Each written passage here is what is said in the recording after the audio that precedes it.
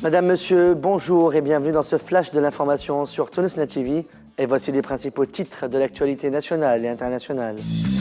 Après plus de 54 jours de grève de la faim, Mohamed Barti est décédé.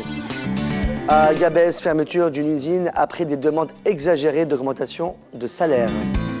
Démarrage des journées cinématographiques de Carthage. À Mehdaï, il y a plusieurs rassemblements de protestation et de marches de soutien au peuple palestinien à Gaza. Et à l'étranger, l'Iran prépare un site d'enrichissement de l'uranium.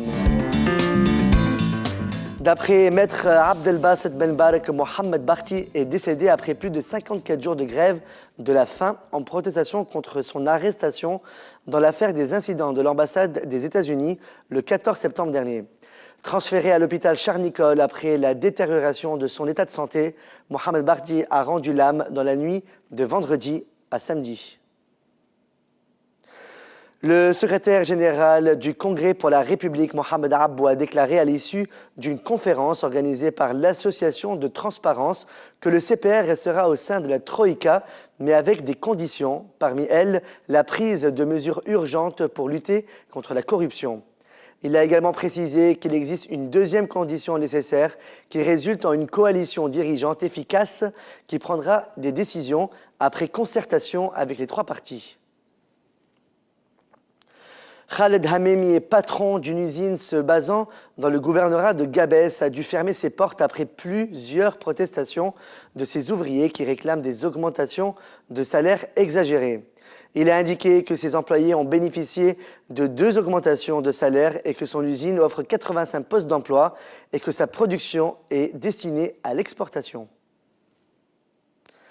Nourdine Bhiri, ministre de la Justice, a annoncé que son homologue italien a signé la décision d'extradition de Moaz Tarabelsi, neveu de Leila Tarabelsi, femme du président déchu Ben Ali, ajoutant que l'extradition concerne des procédures en cours de validation.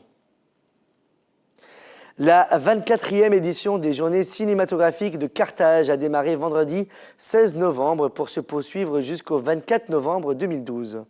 La soirée d'ouverture des JCC a eu lieu à 20h au Colisée, au centre-ville de Tunis. Le documentaire tunisien Dégage de Mohamed Zran a été diffusé pendant la soirée d'ouverture. Ce film documentaire a été diffusé avant qu'il soit monté le 17 décembre 2011 à l'occasion de la commémoration du premier anniversaire de la révolution tunisienne. Plusieurs personnalités africaines et européennes ont pris part à la soirée d'ouverture des JCC ainsi que des réalisateurs internationaux. Notons que la 24e édition enregistra la participation de 210 films de 34 pays qui ont été répartis sur différentes catégories du festival. Plusieurs régions du gouvernorat de Mehdaï ont organisé des rassemblements de protestation et des marches pacifiques en soutien au peuple palestinien à Gaza ce vendredi 16 novembre. Les manifestants ont scandé plusieurs slogans appelant à un cessez-le-feu et à arrêter les raids menés par Israël. Ils ont également appelé à la criminalisation de la normalisation avec Israël dans la nouvelle constitution. Les funérailles du défunt Béchir Qol est décédé jeudi 15 novembre après avoir entamé une grève de la faim de 54 jours en protestation contre son arrestation dans l'affaire des incidents de l'ambassade des États-Unis ont eu lieu vendredi à Bizerte après la prière de la Rassel en présence d'un grand nombre de salafistes. Les funérailles se sont déroulées dans des conditions calmes. Notre correspondant à Bizerte a indiqué que la famille de Béchir Qoli a refusé de donner des déclarations à la presse, confirmant son boycottage aux médias qui, selon elle, n'avaient pas soutenu son fils lors de sa détention à la prison de Mornagaya. À l'international, l'Iran a terminé l'installation de son site nucléaire de Fordo afin d'augmenter sa capacité d'enrichissement d'uranium, selon un rapport de l'Agence internationale de l'énergie atomique diffusé vendredi. Il y a à présent 2784 centrifugeuses installées à Fordo, a indiqué l'Agence internationale de l'énergie atomique dans ce rapport, mais il n'y a aucune augmentation dans le nombre de centrifugeuses en production dans son dernier rapport sur l'Iran.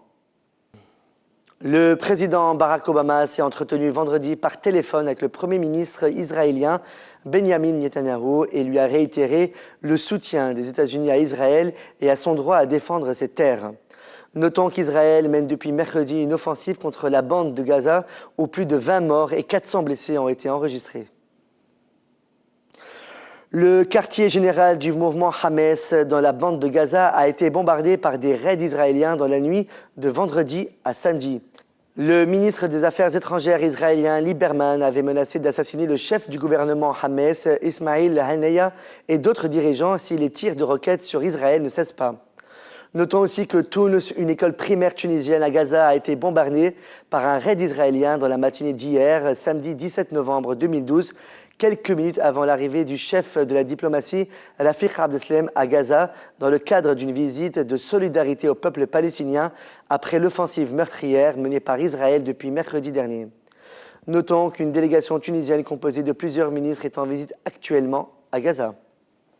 C'est la fin de ce flash de l'information sur Tunisnet TV. Merci de votre fidélité. Excellente journée à vous. On reprend avec le plateau de la matinale. À demain.